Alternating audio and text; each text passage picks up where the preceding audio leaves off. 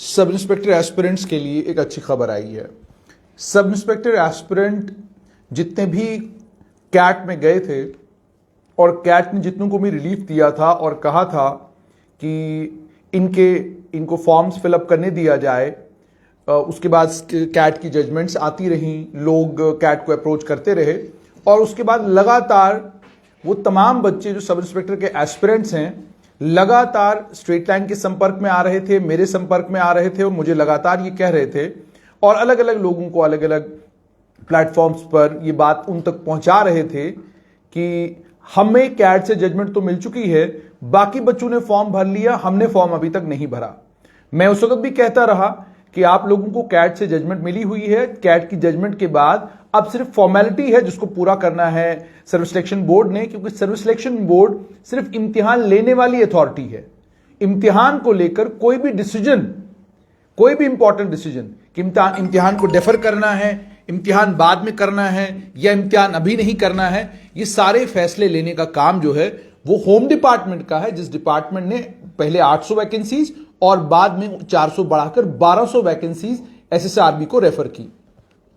अब यहां पर दो मसले, एक तो ये कि मैंने उस वक्त भी आपको कहा था कि थोड़ा इंतजार करें, इंतजार करेंगे तो एसएसआरबी आपको फॉर्म भरने के लिए, ऑफलाइन फॉर्म भरने के लिए इजाजत दे देगा, क्योंकि कैट की जजमेंट का उसको भी पालन करना है। लेकिन उसके बाद बच्चों ने यह कहा कि 6 तारीख को कैट में सुनवाई है, उस सुनवाई के बाद कह रहा है कि एसएसआरबी उसके बाद हमें फॉर्म फिलअप करने देगा। मेहरबानी करके आप लोग दाएं बाएं से जो भी इंफॉर्मेशन आप तक आ रही है उस इंफॉर्मेशन पर यकीन ना करें। एक बात को समझने की कोशिश करें कि जब कोई भी जजमेंट कोर्ट से आती है, कोई भी डायरेक्शन कोर्ट से आती है, वो बाध्य होती है, वो मैंडेटरी होता है इंस्टीट्यूशन के लिए कि उस जजमेंट को मानना ही मानना है। इंस्टीट्यूशन को, इंस्टीट्यूशन के पास कोई दूसरा चारा नहीं। इंस्टीट्यूशन एट द मोस्ट आपको थोड़ी देर इंतजार करने के लिए कह सकता है ताकि वो रास्ता तैयार करे, प्रोविजनिंग कर सके, ताकि आप फॉर्म फिलअप कर सकें। उसके अलावा इंस्टीट्यूशन के पास कोई चारा नहीं है, आपका फॉर्म लेने के अलावा कोई दूसरा चारा नहीं। अब आज जहां तक सर्विस सिलेक्शन बोर्ड का ताल्लुक है, उन्होंने आज ये कहा है कि कैट के पास जो लोग गए उसमें 18782021, 191021, 191921, 190821, 1922/21, 1923/21, 1894/21, 1904/21, 1900/21, 1917/21, 1896/21, 1817/21, 1816/21, 1837/21, 1834/21, 1832/21 और उसके अलावा डायरी नंबर 12369/21 और 1830/21। ये वो सभी पेटिशनर्स हैं जिन्होंने कैट के बेंच को जम्मू और श्रीनगर दोनों जगह पर अप्रोच किया अलग अलग लॉयर्स के जरिए, और वहां पर उन्होंने ये प्ली दी कि जनाब बाकी लोगों बच्चों को अगर इजाजत दी गई है और हमें भी उसी एनोलॉजी पर हमको भी इजाजत दी जानी चाहिए। और उन्हें रेफरेंस भी दिया उस पिटिशन का जो पिटिशन सीनियर एडवोकेट अभिनव शर्मा ने फाइल की थी और जिस पिटिशन के नतीजे में पहले 37 बच्चों को, उसके बाद 137 बच्चों को और उसके बाद कई और बच्चों को कैट ने इजाजत दी थी। कैट ने यह हुक्म दिया था सर्विस सिलेक्शन बोर्ड को कि आप इन तमाम बच्चों को फॉर्म फिलअप करने दें। फॉर्म फिलअप करने के बाद इनके केस का जब निपटारा होगा, फाइनल सिलेक्शन उस पर डिपेंड करेगी। अब आप लोगों, चूंकि जाहिर सी बात है बच्चे हैं, आप एक्साइटेड रहते हैं, परेशान रहते हैं और जम्मू कश्मीर में जो रिक्रूटमेंट का आलम है उस रिक्रूटमेंट के आलम को अगर ध्यान में रखा जाए तो परेशान होना स्वाभाविक है। आज बॉर्डर बटालियन वाले बच्चे परेशान थे, वो इसलिए परेशान थे कि जनाब हमारा आप फिजिकल हो गया, फिजिकल होने के बाद रिक्रूटमेंट के 3 साल के बाद आज दोबारा से जम्मू कश्मीर पुलिस को यह ख्याल आया कि जनाब अब चूंकि डोमिसाइल का नया कानून आया है उसमें हमें कुछ और बच्चों को इंक्लूड करना है, तो चलिए दोबारा से एक एडवर्टीजमेंट इशू किया जाता करते हैं और दोबारा इस सारे रिक्रूटमेंट के प्रोसेस को करते हैं। किसी की समझ में नहीं आता कि आखिरकार ये सुझाव देता कौन है एडमिनिस्ट्रेशन को, ये चीजें सुझाता कौन है एडमिनिस्ट्रेशन को, और जो चीजें बड़ी सरल हैं, जो चीजें बड़ी सीधी हैं, उनको इतना टेढ़ा जम्मू कश्मीर में सिस्टम क्यों करता है। अब आप यहां पर देखिए, होम डिपार्टमेंट ने एक इंडेंट निकाला 2 जुलाई 2021 को 800 सब इंस्पेक्टर पोस्ट से रेफर की गई एसएसआरबी को। अब ध्यान से सुनिएगा, 2 जुलाई 2021। उसके बाद Jammu Kashmir service selection board ने एडवर्टीजमेंट इशू किया 21 अक्टूबर 2021 को। ऑनलाइन एप्लीकेशन 800 पोस्टों के लिए मंगवाई। उसके बाद जब 21 अक्टूबर को इन बच्चों ने एसएसआरबी ने एडवर्टीजमेंट निकाला 10 नवंबर 2021। उस दिन लेफ्टिनेंट गवर्नर मनोज सिन्हा ने अनाउंस किया एज रिलैक्सेशन दे दी 2 साल की। एज रिलैक्सेशन जब 2 साल की मिली तो उसके बाद 20 अक्टूबर 2021 1/7/2021 को फॉर्म सबसे पहले बताया गया कि 400-800 पोस्टें हैं। उसके बाद होम डिपार्टमेंट ने 23 नवंबर 2021 को पोस्टें इंक्रीज कर दी 800 से 1200, वो भी आप लोगों को मालूम है। उसके बाद जब ऑनलाइन एप्लीकेशंस 10 नवंबर 2021 से 10 दिसंबर 2021 आखिरी डेट थी फॉर्म फिलअप करने की। होम डिपार्टमेंट ने 10 दिसंबर 2021 को एक और नोटिफिकेशन निकाला जिसके जरिए उन्होंने क्लैरिफाई किया और बताया कि 2 साल की एज रिलैक्सेशन फाइनली अब दी जाती है। यानी 21 पूरा 1 महीने के बाद 10 नवंबर को लेफ्टिनेंट गवर्नर अपने ट्विटर हैंडल पर कहते हैं कि एज रिलैक्सेशन दे दी। 10 दिसंबर को जो लास्ट डेट थी फॉर्म फिलअप करने की, उस दिन जाकर जो है 2 साल की एज रिलैक्सेशन दे दी गई। और उसका नतीजा ये निकला कि एज रिलैक्सेशन जो है ओपन मेरिट के केस में 30 साल हो गई और रिजर्व कैटेगरीज में 32 साल की हो गई। Jammu Kashmir service selection board ने 10 दिसंबर 2021 को एक कॉरिजेंडम निकाला एडवर्टीजमेंट में, और उसमें उन्होंने कहा कि अब 30 साल और 32 साल जो है वो एज रिलैक्सेशन हो गई है। ओपन मेरिट में 30 साल और रिजर्व कैटेगरीज में 32 साल। उसके बाद 37 बच्चों ने, मैंने पहले ही बोला आपको कि सबसे पहले 37 बच्चों ने ऑनरेबल सेंट्रल एडमिनिस्ट्रेटिव ट्रिब्यूनल को 1855/2021 पिटीशन में उन लोगों ने अप्रोच किया सेंट्रल एडमिनिस्ट्रेटिव ट्रिब्यूनल को, और उस सेंट्रल एडमिनिस्ट्रेटिव ट्रिब्यूनल ने ऑर्डर दिया 17 दिसंबर 2021 को और कहा कि भाई आप लास्ट डेट चूंकि हो चुकी है, लास्ट डेट अगर नहीं हुई है तो आप इन बच्चों के भी फॉर्म लें। तो बोर्ड ने कंप्लायंस किया और एप्लीकेंट्स को ऑफलाइन फॉर्म भरने की इजाजत दी 31 दिसंबर 2021 तक। उसके बाद 325 बच्चे जो हैं वो सेंट्रल एडमिनिस्ट्रेटिव ट्रिब्यूनल बेंच के पास 11 अलग अलग ओएज में चले गए। उन्होंने जम्मू बेंच में, और 239 एप्लीकेंट जो है वो श्रीनगर में। अब अगर मैं ये टोटल कुल मिलाकर आपको बताऊं तो ये लगभग 564 बच्चे हैं, 564 बच्चे हैं, जिन 564 बच्चों ने सेंट्रल एडमिनिस्ट्रेटिव ट्रिब्यूनल को जम्मू और श्रीनगर दोनों जगह पर अप्रोच किया। जब इन्होंने अप्रोच किया तो उन्होंने वही रिलीफ मांगा जो रिलीफ ऑलरेडी सीनियर एडवोकेट अभिनव शर्मा को कैट ने दे दिया था, और 37 बच्चों को जो रिलीफ ऑलरेडी मिल चुका था। तो सीए सेंट्रल एडमिनिस्ट्रेटिव ट्रिब्यूनल ने इन बच्चों को भी रिलीफ दिया। अब आप अंदाजा लगाइए, लगभग 700 बच्चा ऑफलाइन फॉर्म फिलअप कर रहा है सब इंस्पेक्टर की रिक्रूटमेंट में। ऑफलाइन फॉर्म फिलअप कर रहा है सब इंस्पेक्टर की रिक्रूटमेंट में। सवाल यहां पर यह पैदा होता है, क्या होम डिपार्टमेंट को यह जानकारी नहीं थी? क्या होम डिपार्टमेंट को यह जानकारी नहीं है? और मैं अभी भी चेता रहा हूं कि कल जब रिक्रूटमेंट मुकम्मल हो जाएगी, उसके बाद अगर कैट ने इनके हक में कुछ और कह दिया तो मुझे बताइए होम डिपार्टमेंट कहां जाएगा?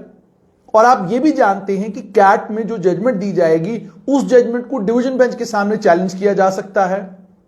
और अगर चैलेंज करने के बाद ये सारा रिक्रूटमेंट का प्रोसेस स्टे हो गया तो बताइए आप मार्च से 31 से पहले पहले, अप्रैल के फर्स्ट वीक से पहले पहले रिक्रूटमेंट को फिर मुकम्मल कैसे करेंगे? बच्चे ट्रेनिंग अप्रैल के महीने में करेंगे, वो कैसे संभव हो पाएगा? बहरहाल आज एसएसआरबी ने यह कहा है अब तमाम एप्लीकेंट्स को कि जितने भी एप्लीकेंट सेंट्रल एडमिनिस्ट्रेटिव ट्रिब्यूनल के पास गए थे और जिन्हें कैट ने रिलीफ दिया है, उन तमाम बच्चों के पास अब 21 जनवरी 2022 तक का वक्त है। यानी आज 13 जनवरी से लेकर 21 जनवरी तक आपके पास वक्त है। आप ऑफलाइन फॉर्म जो है वो फिलअप कर सकते हैं। और कहां करेंगे आप ये ऑफलाइन फॉर्म फिलअप? इसमें भी कह दिया गया, Jammu Kashmir service selection board ने कहा है, सेंट्रल ऑफिस जो Jammu Kashmir service selection board का हीमा कॉम्प्लेक्स सेक्टर 3 छन्नी हिम्मत जम्मू, और उसके अलावा कैंप ऑफिस जमजम कॉम्प्लेक्स रामबाग श्रीनगर। तो श्रीनगर के बच्चे जो एसएसआरबी का कैंप ऑफिस है वहां पर आपको ऑफलाइन फॉर्म फिलअप करने हैं, और जो जम्मू के बच्चे हैं वो ऑफलाइन फॉर्म हिमा कॉम्प्लेक्स सेक्टर 3 छन्नी हिम्मत में जाकर फिलअप करेंगे। ठीक है, और यह भी कहा गया है कि इनका कैंडिडेचर जो है वो प्रोविजनल है, और ट्रिब्यूनल से जो फर्दर डायरेक्शंस आएंगी उन फर्दर डायरेक्शंस पर डिपेंड करेगा कि और क्या क्या डायरेक्शंस ट्रिब्यूनल की तरफ से आएंगी। और यह भी कहा गया है कि इस फॉर्म फिलअप करने का मतलब कतन यह नहीं है कि आप लोगों को सिलेक्शन के लिए कंसिडर किया जाएगा। आपकी सिलेक्शन जो है subservient to the order of the tribunal है, कि फाइनल ऑर्डर ट्रिब्यूनल की तरफ से क्या आता है। अब चलिए, इन तमाम बच्चों को ये रिलीफ मिला है, तो 21 जनवरी तक आप फॉर्म फिलअप कर सकते हैं। ये इजाजत आपको जो है वो सर्विस सिलेक्शन बोर्ड ने दे दी है। 21 जनवरी तक आपको वक्त मिला है। मगर सवाल यहां पर होम डिपार्टमेंट से कि अगर आप इस एज रिलैक्सेशन को पहले ही 32 साल तक कर देते, 33 साल तक माफ कीजिएगा कर देते, तो शायद ये दिक्कत और ये परेशानी नहीं आती। आपने नहीं किया, आपने अलग अलग हिच लगाई और आपने कहा कि हम नहीं कर सकते, हमारे लिए मुमकिन नहीं है, हमें इस एज ग्रुप में सब इंस्पेक्टर चाहिए, इस एज ग्रुप में सब इंस्पेक्टर चाहिए। जब आपको कोर्ट में ट्रिब्यूनल के सामने जब सीनियर एडवोकेट अभिनव शर्मा ने यह बात रखी कि आप जिस पुलिस फोर्स में SDPO deputy superintendent of police आपको 35 और 37 साल में चलेगा, उसी डिपार्टमेंट आप सब इंस्पेक्टर कहते हैं कि ये हमें क्या कहते हैं 30 साल से ऊपर की उम्र का नहीं चाहिए। तो अब सवाल यहां पर यह है कि जिन तथ्यों के आधार पर कैट के सामने कैट को सीनियर एडवोकेट अभिनव शर्मा कन्विंस करने में कामयाब हुए और सब्सिक्वेंटली बाकी वकील कन्विंस करने में कामयाब हो गए कि इन बच्चों को मौका मिलना चाहिए, आप उन्हीं दलीलों को सुनकर कन्विंस नहीं हुए। नतीजा यह निकला है कि अब 700 के करीब करीब बच्चे हैं जो इम्तिहान में पार्टिसिपेट करेंगे कैट के ऑर्डर की ताकत पर। क्या यह किसी भी रिक्रूटमेंट प्रोसेस में एक सही संकेत है? क्या यह किसी भी रिक्रूटमेंट प्रोसेस में एक सही अलामत है? कोई भी रिक्रूटमेंट जो जम्मू कश्मीर में शुरू होती है, मेरी समझ से परे है कि उस रिक्रूटमेंट में बाधाएं लाना, उस रिक्रूटमेंट में दिक्कतें पैदा करना और उस रिक्रूटमेंट को उलझा के रख देना, यह कहां की अक्लमंदी है, यह मेरी समझ से परे है। रिक्रूटमेंट का कोई एक प्रोसेस अगर शुरू हुआ है उसे मुकम्मल होने दीजिए। बॉर्डर बटालियन की रिक्रूटमेंट आपने शुरू की, आपने उस रिक्रूटमेंट को बीच में रोका, आज आपने उसमें एक नई एडवर्टीजमेंट इशू की हुई है। कल वो एडवर्टीजमेंट कोर्ट में चैलेंज हो जाएगी। कैट के सामने जब वो रिक्रूटमेंट एडवर्टीजमेंट जाएगी, कैट वहां पर आपसे सवाल जवाब करेगा। वो बच्चे जिनको आपने इनएलिजिबल डिक्लेयर किया है वो कैट के सामने जाकर ये पूछ सकते हैं कि जनाब आज आपने रिजर्वेशन का कानून इसमें लाया है, आज आपने रिजर्वेशन की कैटेगरीज का फायदा यहां बच्चों को देने लगे हैं। जब आपने पहली बार एडवर्टीजमेंट इशू किया था जिसमें हम इनएलिजिबल हो गए थे फिजिकल टेस्ट में, उस वक्त तो ये कैटेगरीज थी ही नहीं, तो क्या जवाब देंगे आप? इसी तरीके से जब हम बात करते हैं सब इंस्पेक्टरों की रिक्रूटमेंट की, तो सब इंस्पेक्टरों की रिक्रूटमेंट में भी अगर होम डिपार्टमेंट ने 33 साल तक इस एज को एज रिलैक्सेशन दे दिया होता तो शायद ये बच्चों को कैट में जाने की जरूरत नहीं पड़ती। कैट के ऑर्डर पर आपको बच्चों को फॉर्म कैट के ऑर्डर की बिना पर आपको मजबूर होकर बच्चों को फॉर्म भरने की इजाजत नहीं देनी पड़ती। अगर आपने ये सब किया होता, अभी भी मुझे लगता है होम डिपार्टमेंट के पास वक्त है कि होम डिपार्टमेंट कैट के इन ऑर्डरों को ध्यान में रखते हुए और आने वाले कल में ये रिक्रूटमेंट जो है फिर से दोबारा ट्रिब्यूनल में जाकर न फंस जाए, हाईकोर्ट में जाकर ये सारा सिलसिला न रुक जाए। इन चीजों को ध्यान में रखते हुए अभी भी अगर होम डिपार्टमेंट एज रिलैक्सेशन को लेकर कोई विचार करता है और एज रिलैक्सेशन को लेकर कोई बड़ा फैसला लेता है, तो उससे वो जो दिक्कत और परेशानी 3 महीने बाद या 2 महीने बाद बच्चों को भी आनी है, आपको भी आनी है, वो नहीं आएगी। वो मैं इसलिए भी कह रहा हूं क्योंकि आपकी 2016 की रिक्रूटमेंट अभी तक मुकम्मल नहीं हुई है। आप जानते हैं कि आपकी 2016 की रिक्रूटमेंट कैट में चैलेंज हुई थी और कैट में आप केस हार गए। कैट ने आपको साफ तौर पर यह कहा कि आप क्या करेंगे, आप दोबारा से उस लिस्ट को जो है रीफ्रेम करेंगे।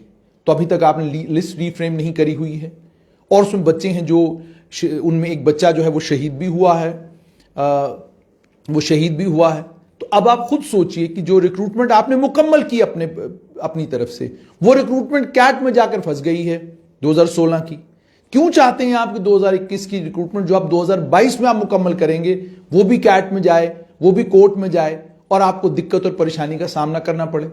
अगर नीयत आपकी ये है कि रिक्रूटमेंट जल्द मुकम्मल होनी चाहिए, तो फिर मुझे लगता है कि आप कैट ने जो ऑर्डर्स दिए हैं और अपने जो आपके सरकारी वकील हैं, उन सरकारी वकीलों से बात करके, आपके एडवोकेट जनरल हैं, बहुत काबिल बहुत लायक एडवोकेट जनरल हैं, एडिशनल एडवोकेट जनरल हैं, उनसे आप बात करेंगे, तफसीली बात करेंगे और उनसे एक वे आउट पूछें। वो जो वे आउट आपको देते हैं, उस वे आउट के जरिए कोशिश करिए कि ये रिक्रूटमेंट के जितने भी इम्तिहान हैं, ये रिक्रूटमेंट के इम्तिहान अलग अलग स्टेजेस पर जाकर रुक ना जाएं। रुकेंगे उसका नुकसान आपको भी और उसका नुकसान बच्चों को भी होगा। तो बच्चों के लिए फिर से दोबारा से इंफॉर्मेशन ये कि आपके पास 21 जनवरी तक का वक्त है। आप ऑफलाइन फॉर्म जो है सब इंस्पेक्टर की रिक्रूटमेंट के फिल कर सकते हैं, लेकिन सिर्फ वो बच्चे जिन बच्चों को कैट ने ऑर्डर दिया है। ये उन बच्चों के लिए बिल्कुल नहीं है जो कैट में नहीं गए हैं। ये बाकी आम बच्चों के लिए नहीं है, क्योंकि सरकार ने आपको कोई रिलैक्सेशन नहीं दी है।